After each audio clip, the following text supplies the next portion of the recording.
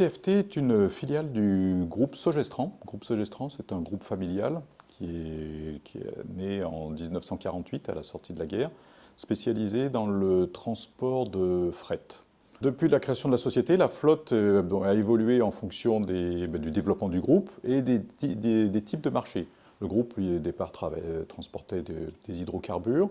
Ensuite, le groupe a beaucoup accompagné le développement de la reconstruction de la France, donc les matériaux, je dis reconstruction après la Deuxième Guerre mondiale, bien sûr, donc les matériaux de construction, donc ce qu'on appelle le transport de vrac sec, hein, donc du sable, du ciment, tout ce qu'il faut pour pouvoir reconstruire, des hydrocarbures pour l'énergie. Et la flotte a évolué pour aujourd'hui atteindre en gros il y a 200 coques hein, donc, qui sont exploitées par le groupe en flotte propre. Un CFT est un armateur et propriétaire de ces bateaux ou navires, barges, pontons, les bateaux sont armés par des équipages qui sont très majoritairement salariés de CFT ou du groupe et de ses filiales, que ce soit en maritime ou en fluvial. Si à l'époque, le 48, c'était principalement des 38 mètres, hein, le gabarit Freycinet.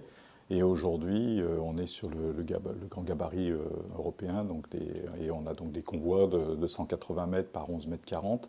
Rhône est une des agences du groupe CFT. Donc sur la région, on a 30 des 200 unités, hein, donc 30 des coques, principalement de barges pousseurs, des automoteurs citernes et des barges colis lourds. Des barges containers aussi, qui représentent une part importante de l'activité. L'intérêt, c'est la massification qui va être intéressante, comme dans beaucoup de transports.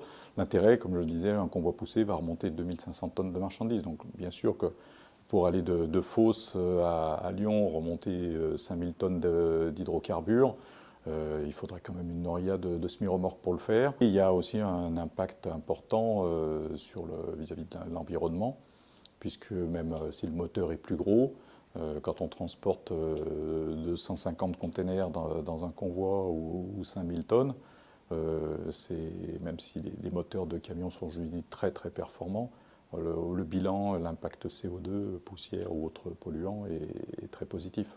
Et aussi au niveau de l'exploitation, et qui apporte un intérêt de sécurité, de qualité, dans le sens où quand on va brancher pour charger ou décharger, deux personnes vont pouvoir brancher un bras de chargement pour charger 2500 tonnes. Il y aura une opération de branchement.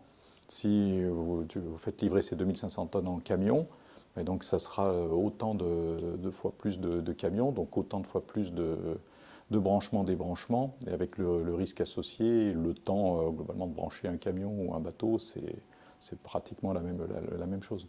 C'est la même chose pour les wagons, où là on parle de 65 tonnes.